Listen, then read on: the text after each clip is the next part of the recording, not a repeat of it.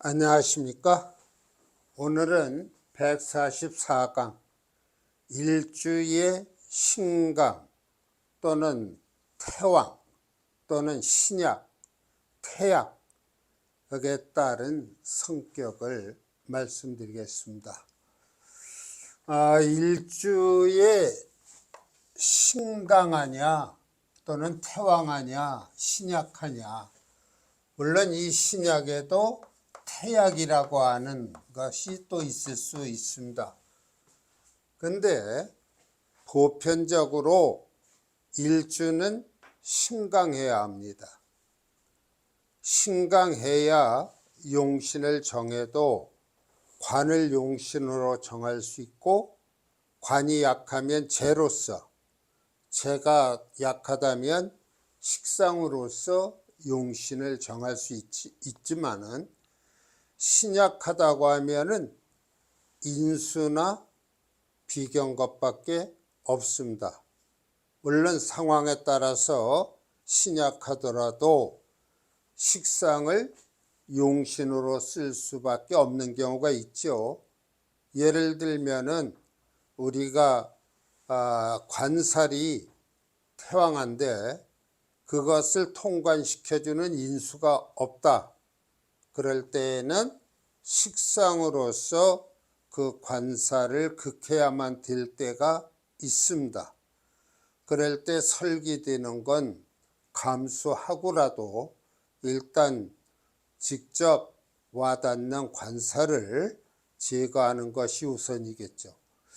여하튼 간에 이 일주가 신강하냐 신약하냐에 따라서 나타나는 성격이 매우 차이가 큽니다. 그래서 제 자신이 많은 분들을 감명하면서 볼 때 사주가 신강한 쪽이 훨씬 이롭습니다. 신약하면은 그 단점들을 그대로 갖고 있기가 쉬워요. 자, 그러면은 신강한 경우에 어떠한 성격들을 갖느냐? 대체로 긍정적인 면이 많습니다. 우선 주체의식이 강합니다. 신강하면은 자기가 어떤 일이든지 어떤 일에 임했을 때 그것을 타개하려고 하는 능력만이 아니라 자존감 또한 강해서 굉장히 어떤 관이나 재를 갖다 관리하는 데에도 주체적인 모습을 보여줍니다. 고집도 강한 편입니다. 이것이 이제 고집이 물론 지나치면은 그것이 오히려 역효과를 가져올 수도 있습니다만, 여기서 말하고 하는 고집이라고 하는 것은 자존감이겠죠. 또 자기에 대한 확신이겠죠. 임사즉결이라고 했는데요. 일에 임해서 즉결, 결단이 빠릅니다. 결정이 빨라요. 다시 말하면 신약하면은 굉장히 그 판단이 쉽지 않습니다. 그런데 이 일주가 신강하면은 어떠한 일에 처하더라도 즉시 결단력을 발휘할 수가 있는 것입니다. 그 다음에 인내력이 있어요. 잘 참고 견딘다.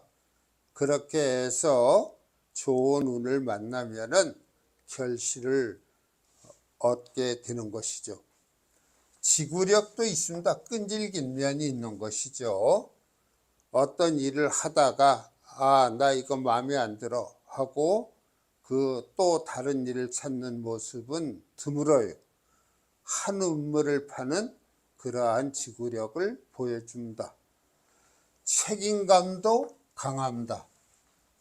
자신이 회사를 운영한다고 한다면 그 회사 운영에 있어서 책임감을 가지고 임하게 되고 가정을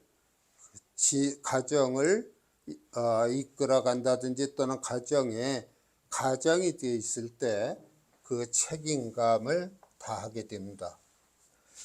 결국 매사에 자신감이 있다는 얘기입니다. 매사에 자신감이 있어요. 또 통솔력도 있고 어떤 문제에 타개하는 힘도 가지고 있습니다. 개척자, 우두머리 기질, 그리고 사소한 일이나 주변으로부터 구속받지 않으려고 하는 그러한 의식들을 지니고 있습니다.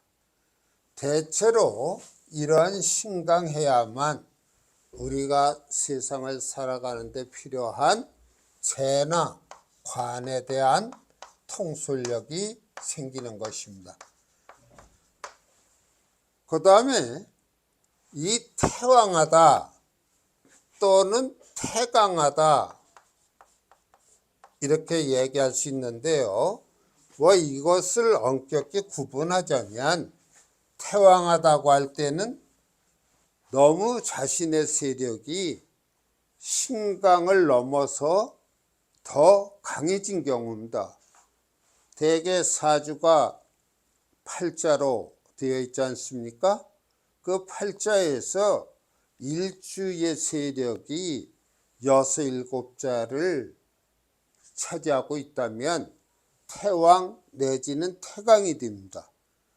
이때 왕은 태왕할 때는 이것은 비견겁이 주로 자리해서 강해진 사주라고 볼 수 있고, 태강하다 할 때는 인수가 주로 작동을 해서 왕해진 경우가 됩니다. 여하튼 이 태왕하다, 태강하다는 같이 섞여서 쓰이는데요. 왜냐하면 태왕하거나 태강해지자면 인수와 비견겁이 섞이지 않으면 안 되겠죠. 이럴 때 우리가 태왕, 태강이 될 때는 오히려 허점이 많습니다. 긍정적인 면보다는 오히려 부작용이 더 많아요. 왜냐하면 이 태왕이나 태강할 때는 다시 말해서 다자무자라고 하는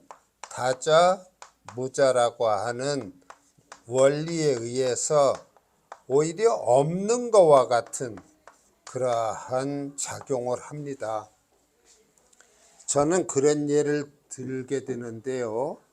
우리가 고려청자 하면은 아주 귀중한 우리의 문화재가 되어 있습니다. 근데 이 고려청자의 모든 가치는 물론 작품의 예술성을 바탕으로 하고 있습니다만 흔하지 않다는 데 있어요. 많지 않다는 데 있습니다. 희귀성이 있어요. 그런데 이 고려청자가 집집마다 흔해 빠진 그러한 하나의 사기 그릇과 같다면 이것은 별 의미가 없습니다. 없는 거나 같아요. 그래서 이 다자무자라고 하는 원리 때문에 이 태왕한 것, 태강한 것은 그리 좋지 않다.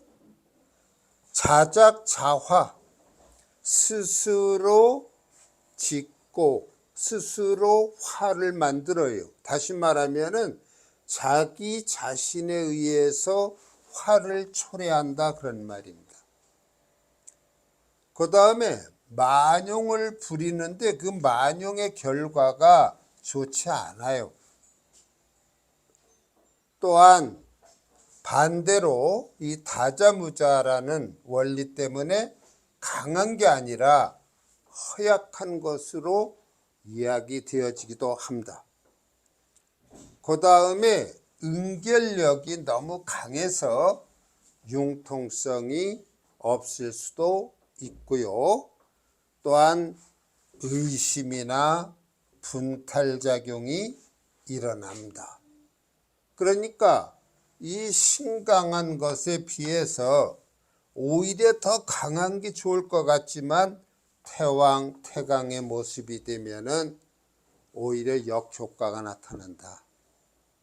그렇게 보시면 됩니다. 그 다음에 우리가 신약한 사주, 여기도 뭐 신약의 정도에 따라서 뭐 태약을 얘기할 수도 있습니다. 이 태약하다 할 때에는 차라리 종이 되는 것만 못해요. 이 태약한 사주가 아무리 좋은 운이 들어와도 이 태약한 사주는 그 운을 받아들여서 소화시키지 못합니다. 그래서 우리가 이 태약한 사주의 경우에 최선의 길은 왕한 세력을 쫓는 종의 모습, 다시 말하면 종격의 모습을 갖는 것이죠.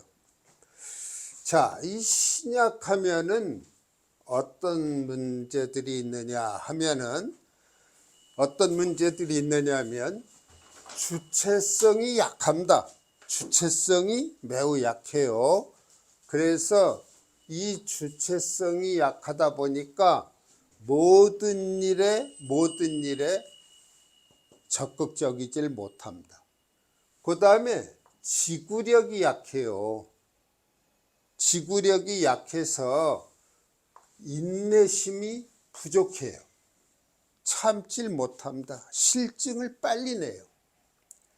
그 다음에 결단력이 부족합니다. 어떤 일을 해야 되는가 말아야 되는가 결정을 빨리 하지 못합니다.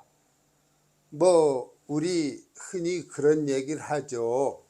선택력이 부족하다. 뭐 그런 얘기를 하지 않습니까? 결단력이 부족하게 되면 매사에 좌고우면하는 그러한 성향을 보입니다. 그 다음에 의지력이 강해요. 자기 스스로 서고자 노력하지 못하고 남에게 의지하고자 하는 그러한 성향이 강해서 특히 뭐 마마보이니 이런 말들을 하게 됩니다.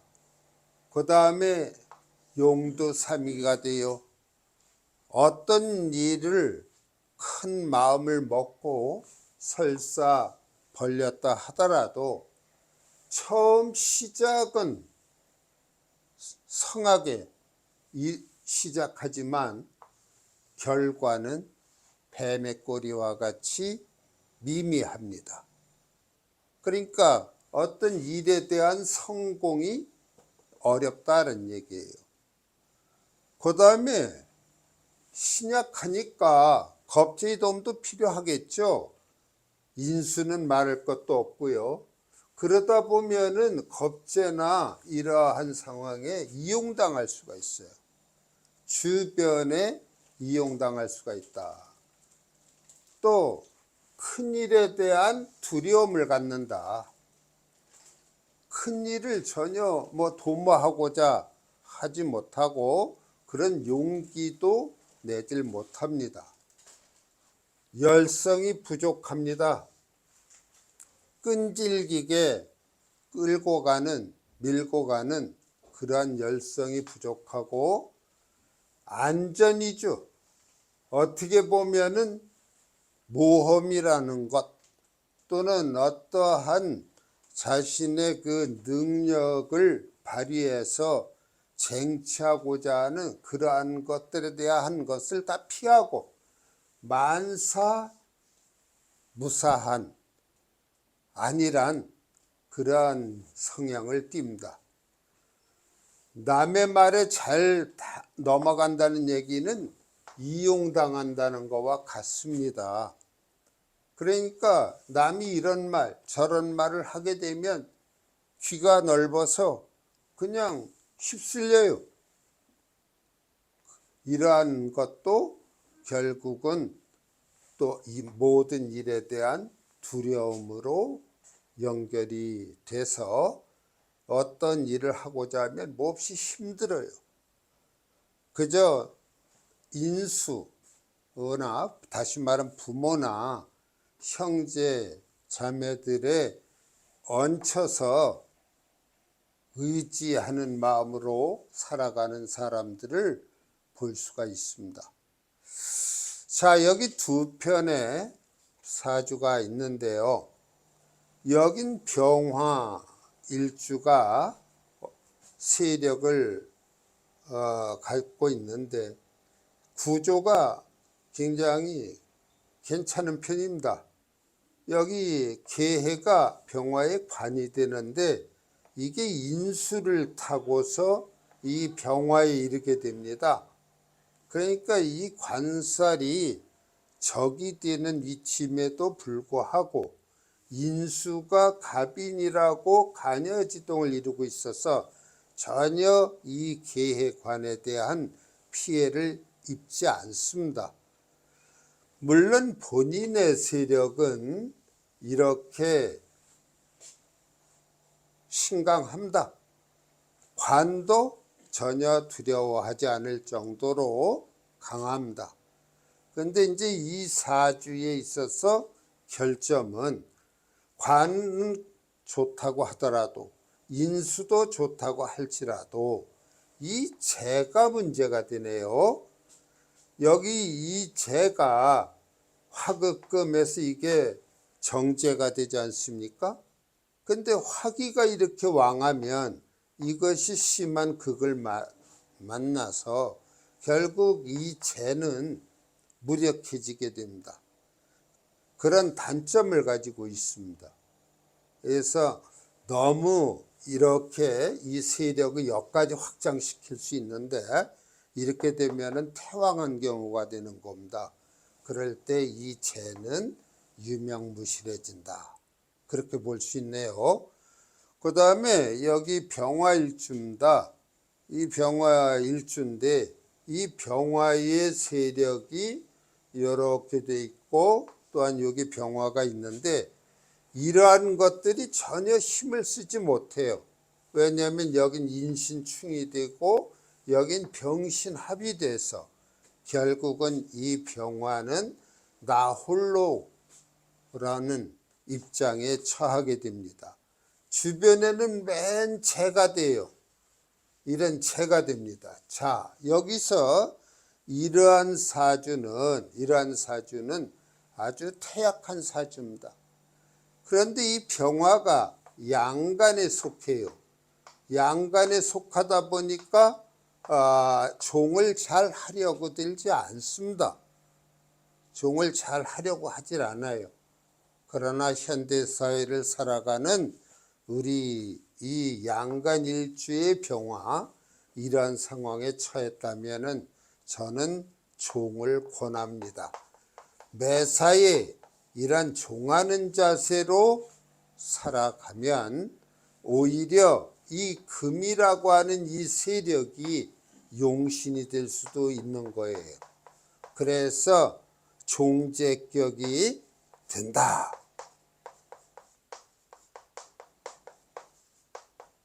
이것이 전화위복일 거예요. 전화위복. 그렇게 된다고 봐야 됩니다. 여기 인수가 있다. 여기 비견이 있다. 나 종하지 않을 거야. 이렇게 버티고 산다면 평생 고생이 따릅니다. 여기는 인신충으로 깨졌어요. 여긴 병신합으로 자기의 비견 세력이 사라졌습니다. 그래서 이 사주는 제가 조금 전에 말씀드린 대로 태약한 상태에서 종으로, 다시 말하면 가종이 되겠죠. 가종이 돼서 종격의 모습으로 살아가야만 절처봉생이 된다. 그렇게 이야기를 할 수 있습니다. 자, 오늘 이 시간에 일주의 신강신약에 따른 성격을 알아보았는데요. 역시 신강한 사주가 모든 면에서 우월하다고 볼 수 있습니다. 자, 오늘 강의 여기서 마치겠습니다. 감사합니다.